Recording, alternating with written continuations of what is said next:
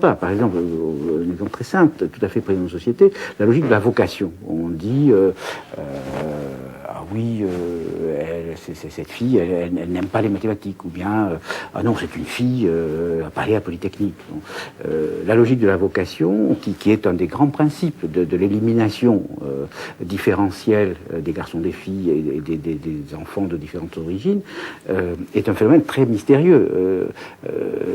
Les éliminer s'éliminent. C'est-à-dire les filles, on ne les chasse pas de certaines disciplines. On leur dit pas, il faut faire de la psychologie plutôt que de la sociologie. Or, statistiquement, il y a beaucoup plus de filles en psychologie, l'âme, l'intime, la maison, hein, qu'en sociologie, la politique, l'agora, etc. Bon, alors, c'est quoi? C'est que inconsciemment, comme on dit, bon, les filles s'orientent vers ce pourquoi elles se sentent faites, elles pensent avoir la vocation, et elles pensent le faire librement. Elles pensent le faire librement, et inconsciemment, les mécanismes d'orientation, qui ne sont pas nécessairement des mécanismes opérés par des hommes, c'est des notes, c'est toutes sortes de choses, les poussent d'un côté ou de l'autre. Bon, et on a une espèce d'immense processus de triage qui s'appuie autant sur les structures subjectives que sur les structures objectives. Voilà.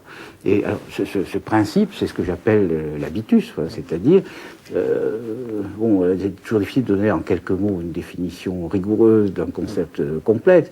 Bon, disons que c'est un système de catégories, de perception, de pensée, d'action et d'appréciation. C'est-à-dire, c'est ce qui fait que devant la même situation, deux personnes vont voir différemment, vont construire la réalité différemment. Bon. L'un aura une préférence, l'autre une autre. Bon. Ces habitus sont le produit de l'incorporation, hein, on pourrait bien dire de la somatisation, pour employer un vocabulaire psychanalytique, de la somatisation de structures objectives. Il y a la différence objective entre garçons et filles. Autrefois, c'était à l'école, il y a l'école des filles, l'école des garçons, etc. Il y a la différence objective, et elle devient incorporée. Bon, autrement dit, les filles, dans le cas particulier, collaborent, mais pas consciemment, évidemment, à travers leur corps, à travers le fait, par exemple, qu'elles sont du côté du cosmétique, du côté de la beauté, de l'élégance. Dans la division du travail, là, toutes les enquêtes le montrent, les femmes ont la charge de l'intérieur. Bon, et c'est elles qui choisissent les décors, etc. Ce que vous appelez la gestion des biens symboliques. La gestion des biens symboliques. Bon, alors que quand il faut arriver aux catégories les plus élevées dans l'espace social et plutôt au pôle intellectuel pour trouver des hommes qui choisissent leurs vêtements sans consulter leurs femmes.